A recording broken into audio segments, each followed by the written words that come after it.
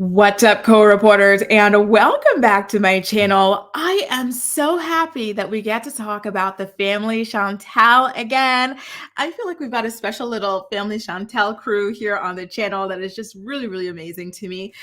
So I'm just really happy to be back with another episode recap. So now, in this episode, Pedro's family, so his mother and his sister, they go to a voodoo shop to send like a cursed box to the Family Chantel. Chantel starts talking about like the anxiety she's feeling in regards to wanting to have a family and American men moving slower than foreign men. Pedro's mom breaks up with Scott and everything. There's so much going on. So we've got a lot to look forward to in this recap. So guys, if you enjoy these recaps and whatnot, please do make sure to give this video a thumbs up. It really helps my channel. My videos pop up in your algorithm and other people like you as well. And please do make sure to subscribe to my channel if you haven't already, okay? So at the very top of the episode, we see Chantel taking her dog for a walk with her brother as she complains about how American men take way too long to settle down in a relationship. According to Chantel, American men typically wait about 4 years before proposing. And I feel like, all right, that might be relevant for like younger, guys, like people in their 20s, this, that, and the other. But like once you hit 30 plus, I think that the timeline kind of accelerates a little bit. I feel like maybe 2 years or something like that is a little bit more in line with what people in Chantel's new age group are doing. I feel like she's looking at stuff from like her old age bracket, but I don't know. And if that is a concern for her, perhaps she could look into finding like more Southern men, because I know that they are more kind of like, traditional and serious about like looking for life partners than like Northern people, right? Who are a lot more like, I don't know, like we'll see how the wind blows. I don't mind if I never get married, like that type of stuff. Not really all that into having kids anymore. Like, the tides are changing, but I feel like the South is still closer to what it is that she's looking for. But she does also have to be careful because moving too quickly and not properly vetting is what got her into this situation with Pedro in the first place, right? Getting with a guy who was just using her for a green card, ignoring her family's like warnings and everything about this man. So she shouldn't like try to rush things this time around. I hope that she learned her lesson, but it's not really sounding like she did. She's too focused on her timelines for now. Now, let's get into Scott. Scott goes to meet up with Lydia for some lunchtime drinks, and he really wants to cry baby because Pedro and him got into that scuffle and stuff, and he acts like Pedro beat him so badly or whatever, but that's not even true. Like, first of all, Scott shoved him, and then Pedro went to like, get him, but then they were just like scuffling with each other. Like it was literally a nothing burger. But the way he was talking to Lydia and like, he was like, here, touch. And so she would touch and he'd be like, ow, ow, ow, what are you doing? It's not funny. I'm serious. Well, why are you telling her to touch your head then if you don't want her to touch your head and you're going to bitch about it? Like, it's just so, this guy, he gives me the heebie-jeebies. I hate everything about him, to be honest with you. And his obsession with Pedro is so creepy. Like he tells Lydia, literally, the boy's mom, hey, your son did me dirty. So you know what? I want to bang you tonight and tell your son in the morning all about it. And his dumb ass, bird ass mom, she agrees to it. She goes to his hotel room, knowing that this is what he had in mind. She's like, oh, I'll go to your hotel room. Yeah, you can go ahead and tell my son that you banged me. The woman has no self-esteem. I am telling you this. First of all, she had 2 kids by a married man. Second of all, she keeps on letting this like, freaking these leftovers from the US play with her. First of all, he brought like that ex-girlfriend from Colombia to her country here in the Dominican Republic. And now this, like, please, Lydia, self-esteem. Please, this is disgusting and disturbing. So they go, and I just, in his confessional, he goes, y'all, this is for you, Pedro. Oh, I told you I would do this. And then like before they leave, he's like, cheers to Pedro, knowing like the whole thing is just so gross. He's like, cheers to Pedro. Now let's go bang. And seriously, single moms, you have to be careful because these are the types of creepy men out there, that prey on people like you. And Pedro's lucky he's a grown man. Some of these creepy men prey on children, okay? So please be careful. There's a lot of sick, twisted, depraved individuals out there like this. He is such a loser, and I hate to be rude and like blunt when I say this, but he truly is a loser. Someone said in my comment section that he looks like the Grinch, like human version, like skinned or something like that. And I haven't been able to unsee it since. Now, so they go to the room and everything, and they play an audio of them boning. And he's just moaning so hard. Oh, yeah, me gusta. And then in his confessional after, he's like, yeah, I wanted to dedicate that like X to Pedro. I was like, you are such a creep. And if I were P, I'd be upset as hell. If that were my mom, I'd be pissed. Like, you dumb bird. Like, why would you do this? This guy told you to your face he was doing this, not because he wanted to like sleep with you and he loves you and this, it's because he wants to screw with me. And you go, oh yeah, let's do it. Oh my God, I'm sorry, but this woman is so pathetic. So now, we all know obviously that Scott lied to Lydia about Pedro hitting him first, and she doesn't believe that like Scott threw the first punch though, right? So she's at her porch the next day waiting for Pedro to come home so that she can chew him out for hitting her dusty ass man. And so Pedro comes, and so she tells him, listen, Scott told me that you went over there and you beat him. He showed me his like dumbass skull and there were like hand marks on it. Did you do that to him? Why would you do that? And she's so pissed at him. And then Pedro explains, no, I didn't throw the first punch. Scott did. Like, what? Like, who do you believe, me or him? And so she just sits there staring at him like, obviously my new guy that I barely even know, who already showed me he's like a loser a million times, So at this point, Pedro, he's pissed off, and then he shows his mom videos of Scott flirting with like women at the pool and exchanging numbers with them, just to be like, okay, so this is the type of man you're believing over me. First of all, you shouldn't believe a stranger over your own children, right? Second of all, this is him. This is your trustworthy man out here giving numbers to other women, flirting and stuff. There you go. That's what you just believed. So I'm like, yeah, good on you, Pedro, for showing her the video, right? So obviously Lydia is extremely pissed. You can see her fuming, but I have to laugh because she knew this man was trash for the jump, and she was ready to choose him over her son for a green card, right? Like, this man had already brought his ex-girlfriend to Lydia's country. How much more disrespectful can you get? Seriously. And then he boned her in the same room that he later brings Lydia to bone her. So, just, I'm sorry, but like, you have no right to be mad. You knew what type of man this was. And also the night before, he told you he wanted to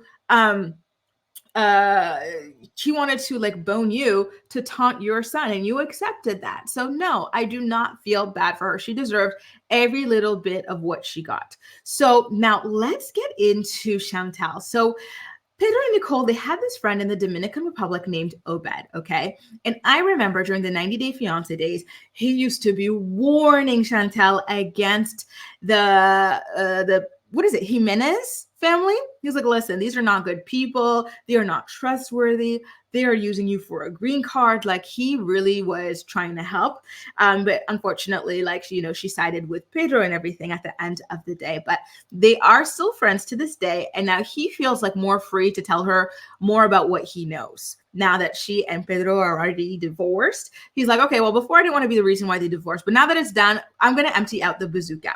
So basically, Obed tells Chantel that Pedro and Karaima had been hooking up since high school, which, listen, we went over this in last week's episode recap, that he was lying. He said something, Pedro himself said something last week's episode that like admitted that he had lied about like being a virgin before he got with Chantel. He always said Chantel was the only woman he'd ever been with, but it's not true. Karaima was there before her. He's like, oh, this is what I remember. He's like, oh, I hadn't like been with Karaima since I met Chantel. And he said that twice, exactly like that, to emphasize that he had gotten with her before he had actually met Chantel. And so that was really sad. I feel bad for Chantel, but she should have listened to her family.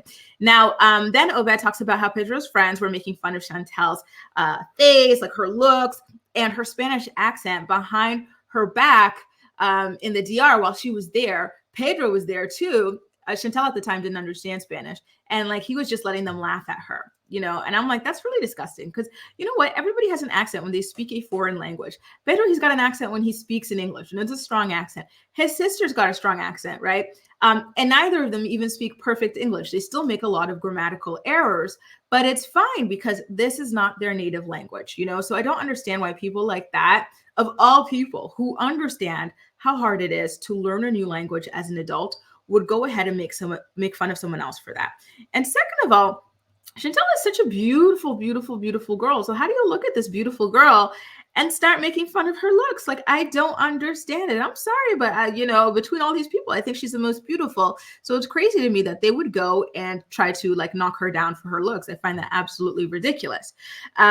Listen, this Obed guy is such a nice guy to be so honest with Chantel from the very beginning, despite being friends with Nicole. You know what I mean? Like, I feel like that's someone with a lot of integrity, that they would be willing to sacrifice a friendship with someone that they knew before you to protect your feelings and to let you know that something shady and wrong and morally reprehensible is happening behind your back. So I really, really, really do like him.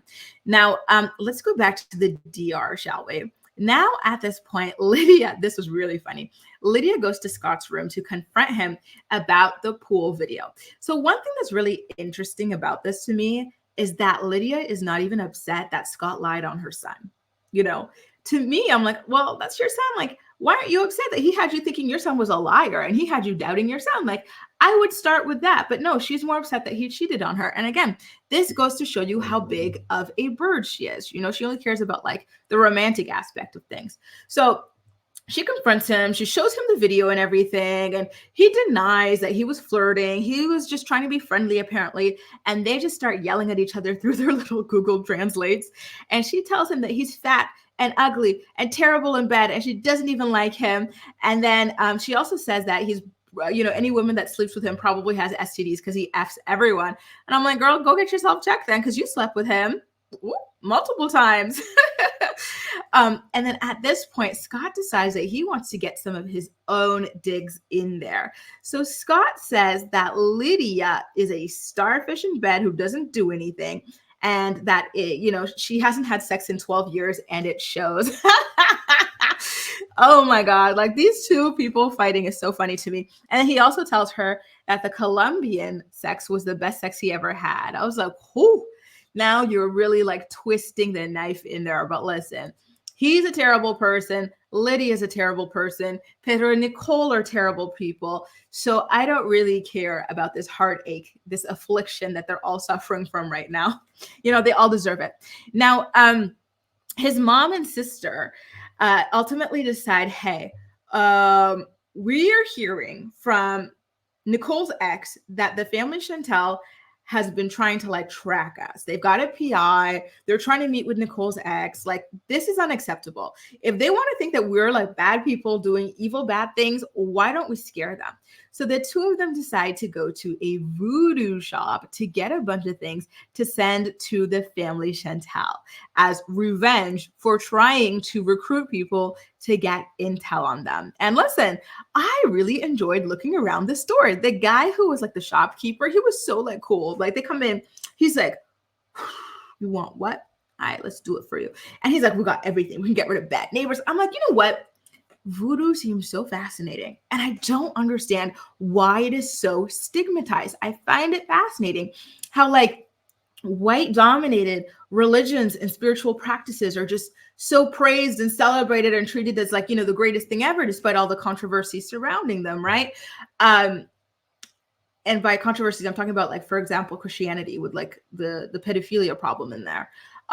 Meanwhile, things that are like Black and brown dominated, like voodoo or whatever, are stigmatized so heavily. And I'm like, why is that? Voodoo just seems so fascinating. I really don't know too much about it. I visited a museum, a voodoo museum in New Orleans with some friends of mine, but I didn't learn enough. It was mainly like a shop, not like a museum, a full-blown where you'll learn a bunch of things. It was mainly like a shop. And I'm just so curious. I'm like, what is this powerful mystical thing that has everyone so shook and scared? I really do need to take some time to learn about it.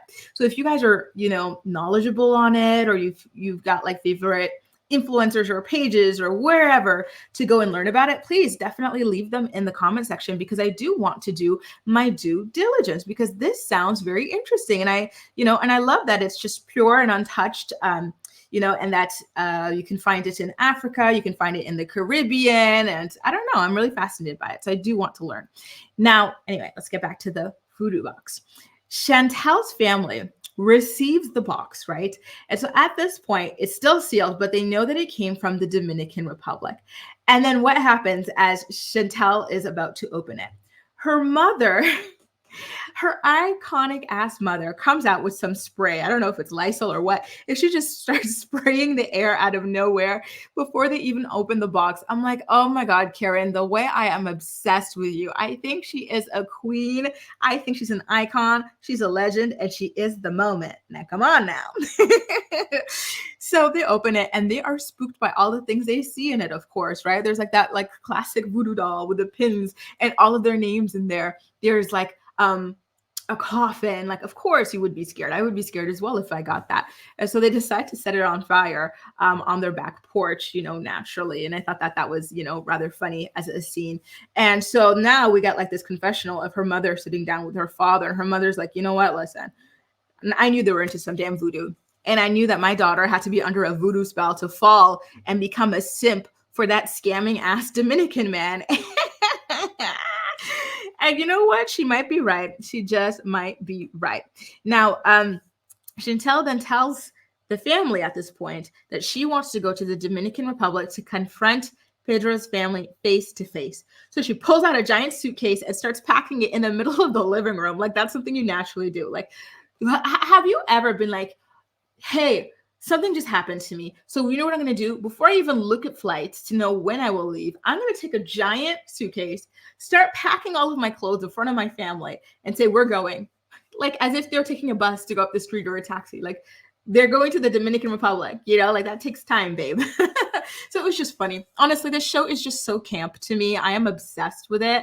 And I am so sad that this is the final season. I love these people so much, especially the Family Chantel itself.